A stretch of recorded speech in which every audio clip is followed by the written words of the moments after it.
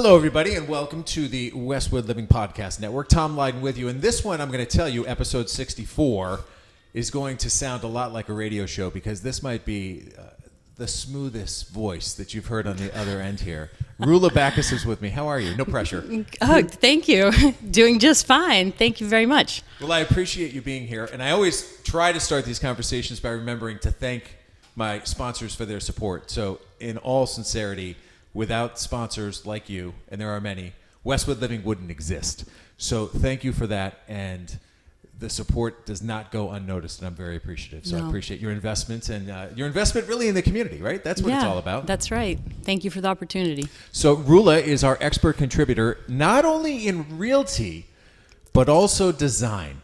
And that's the key that sets you apart, I believe. And that's what was really intriguing to me. And when we talked about you coming on board as an expert contributor, you said, you know, I really want to weave in that design aspect because yes, I have my real estate license and yes, I can walk people through that transaction, but visually, conceptually, you want to work with people to really reinvigorate their lives through reimagining their spaces. Walk me through your thought process. Yeah. So I think the difference is when we're, walking people through houses and we give them the opportunity to kind of visualize what it can be, not what it is at the moment. Also, I think having a deep conversation before you even start looking and understanding how their lives function. Do they have children? Where do they work? What their whole schedule's like and how the house needs to function. Being able to understand that helps me find the right home for them. My background is in design. I went to NC State. I have a bachelor's of design degree from there. I started out in branding. I was working at a branding agency for a very long time. I met my husband at one point and his family was in multifamily investing properties, and that's kind of my introduction to real estate. And then from there on, it just, I kind of found this beauty of merging design with realty. And that's where I'm at now. So when you say design, as you just referred to it, to me it jumps out as like, okay, I worked maybe, you said branding. So you're talking about logos, marketing is what jumps to mind to me.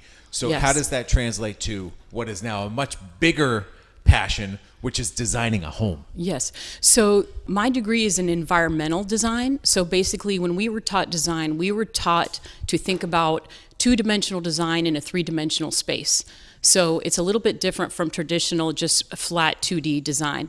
I think that kind of honed my skill as far as like understanding the flow of spaces and how people interact with them. I have a minor in psychology, so a lot of that also sort of weave together. And I think all those things I think real estate and design is like the perfect mix. What else would you want, right? You can walk through a house and you say, I really need a 4-bedroom, but I'm only finding 3s. Where can I put it? Well, we stand in the space, we walk through and you say, you know what? Here's your kitchen. This is where everybody's going to gather. But, over here on the right, this would be a perfect spot. And you have the land and, you can kind of go through all the rules and stuff for the town and what the availability of that is. It gives people a little bit more, more selection, where they might have been tied into specific things before. So you just talked about an existing home and possibly expanding upon it. But if you look at the space where we're sitting right now, this was from home scratch. Did not exist. So to be able to take something and redo it, whether it's knocking down what currently exists and rebuilding, you really run the full spectrum. So how fun was it for you to put this one together where you and Peter and your family live? Oh, it was amazing. It was amazing. Obviously, I knew what I wanted, having lived in various homes and what I liked and what I didn't like. I was able to sit down and basically it starts from the inside of the home. I feel like architects kind of have a tendency to think more about the exterior of the house and then work their way in. Whereas for me, what I like to do is sit down with people and work out the floor plan. How do you want your house to function? And that was, for me, the most fun here because I knew how I wanted my house to function. And then from there, once I had the floor plans, I gave them to an architect and I said, okay, I want you to wrap this and I want it to have this kind of feel to it. And they were able to do that for me. And so this is kind of the outcome from that. So a bit of a naive question, but there's the real estate aspect of your business and the design aspect of your business. Do you sometimes start a relationship with a client that has nothing to do with, I'm going to move this house, sell this house, put you in a different space and say, hey, I'm going to remodel your home? I'm going to work with you in that regard. Do you do that or no? I was doing more of that before where I was functioning just as like a design consultant, just kind of going in and saying, all right, they tell me, well, we're thinking about this. What do you think? So I would go in and then I would hook them up with the right builder, or if they want like an interior designer, like I don't do furniture and curtains and things like that, but I have a lot of resources. So I would kind of pair them up with those people, and then I would just consult along the way and kind of help them project manage. Now what I'm trying to do is focus more on the real estate aspect and how the design can supplement that and make it better. You just uttered a key word, which is resources. And to me, that equals a network. And I remember when I was first introduced to you, it was Tanner Payne who said, you got to meet Roula. She knows everybody. And I think knowing as many different people as you can and understanding what they do is what makes your business successful. It's what makes my business successful. I can say, Roula, you got to work with Rick. Rick, you got to work with PJ. How much has that made a difference in your world? I think it's huge. I think it's the core of the business. I think that if you're doing your job right, your business is going to come from referrals, because they can see that you really care about your work. And so those resources, you can meet people, but it's maintaining those relationships. And I think when you meet people that really care the same way that you care about your business, you create this lasting bond. And so your network just grows organically.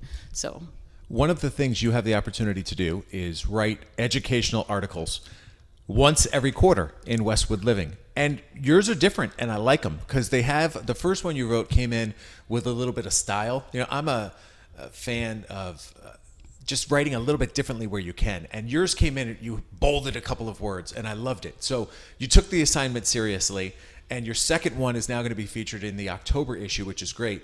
So two-pronged question. One, how you view the opportunity of being able to write every quarter. And then number two, what specifically you wrote about here in October.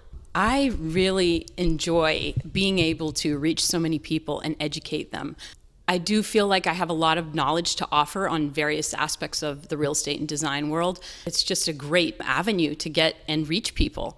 This next article is actually about the new stretch energy code that was brought in January and how it's affecting people who are deciding to stay in their homes and renovate them versus buy a new home, because obviously the inventory is very low right now. So a lot of people are saying, okay, what are my options? And so that's what this article is going to be about, like, you know, things that you need to think about and how this stretch energy code has changed what is going to be required of your project. It'll be a very interesting read. Let me get a little bit in the weeds on that, because it was a topic I didn't even know much about. You live and breathe it. I don't. So when I saw this, I was like, what the heck is this? You're going to get that reaction.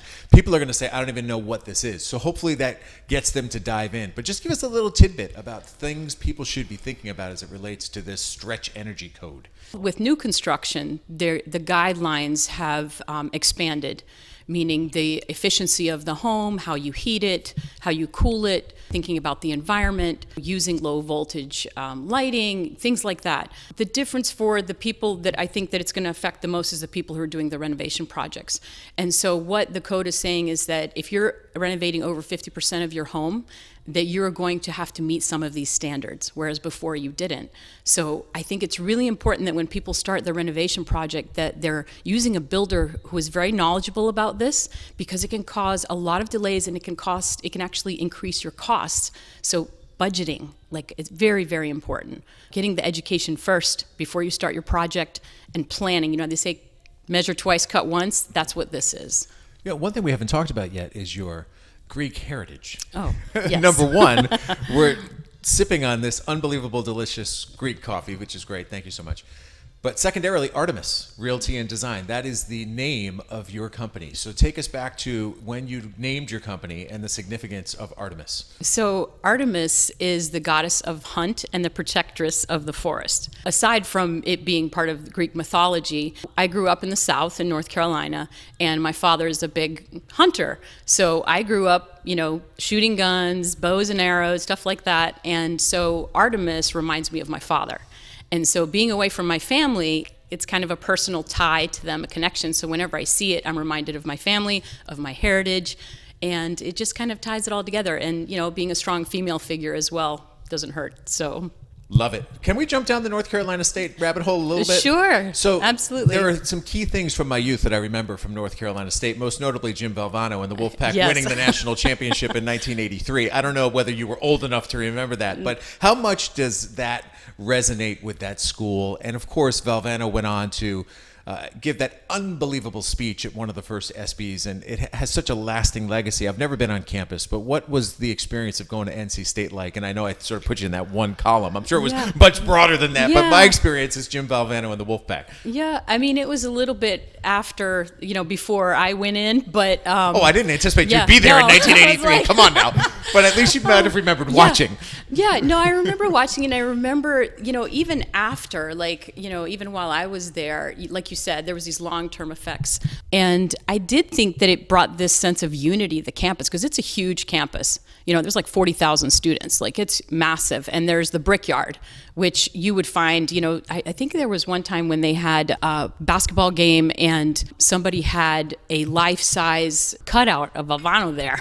So I don't know. I don't know it affected me as much, because in the design school is very small. We were only 99 students in my class.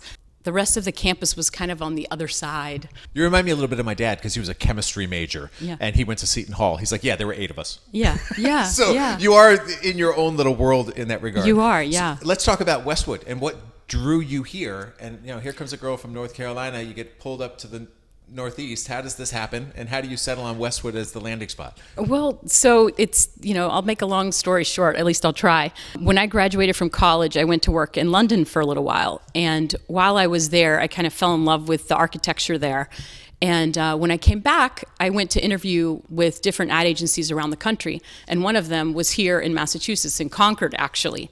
But I fell in love with the row houses on Comm Ave because they reminded me the most of London. So that's what kind of drew me to Boston to begin with. And there was a very international group of people in downtown Boston. And so I worked at that agency. And then, eventually I met my husband, and we were in West Roxbury before we came to Westwood. And his parents actually lived in Westwood. And that's how we ended up transitioning into Westwood. Got it. So how's the experience been? You've got kids, they're in the school system. Oh, it's wonderful. In the 24 years that I've been here, this is probably the closest I've come to home, which is saying a lot. I call myself a hybrid model now because I feel half Northern, half Southern, and I try to bring the best of both worlds together. Do you have visions, wishes, things you'd like to see Westwood achieve, accomplish over the next 5-10 years? If you've been here for a quarter of a century, you've seen a lot. You've seen a lot of development. You've seen a lot of growth of traffic, among other things. Yes, but, yes. I mean, even I've talked to so many people about it's almost cliche now to say how great the new Islington area looks, obviously. So beyond that, building on that, what do you view as next? I'd love for there to be a central meeting place for our youth.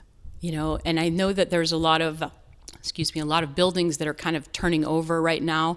And I would love to see the community sort of come together and create a space like that. Right now, the kids all kind of go to Alltown and to the library, which is fine. But I would love there to be like a central place where the community can kind of meet and congregate. How do people get in touch with you if they want to reinvent their space, if they want a consultation, if they're thinking about a move or thinking about the energy bill? How do they reach out to you? Well, you can if you Google Roula Bakis, you will find me in many, many different venues. But I would say you could go to my website, which is artemisrealtygrp.com. Through the website, you can find various ways to contact me. So pretty easy. This was very well timed because you do have an article in the October issue, and I will have this business profile featured in the November issue. So boom, boom, you got a nice little hit here in October and November. So thanks, number one, for the coffee, which is as always delicious, for your hospitality, which is very unmatched. Welcome. And for being a supporter of what we're doing with Westwood Living. I really appreciate it. Thank you, Tom. That is Roula Bakis. Of course, if you can ever think of anybody else you'd like me to have a conversation with, reach out. Very simply, send an email to tleyden@bestversionmedia.com. That's how it starts. I run with it. I contact the person. We have a conversation. And we then upload that conversation here to the Westwood Living Podcast Network. But for now, that's the very latest from the kitchen of Roula Bakis from the Artemis Realty Group. This is Tom Leyden, and thanks so much for listening. Have a great day.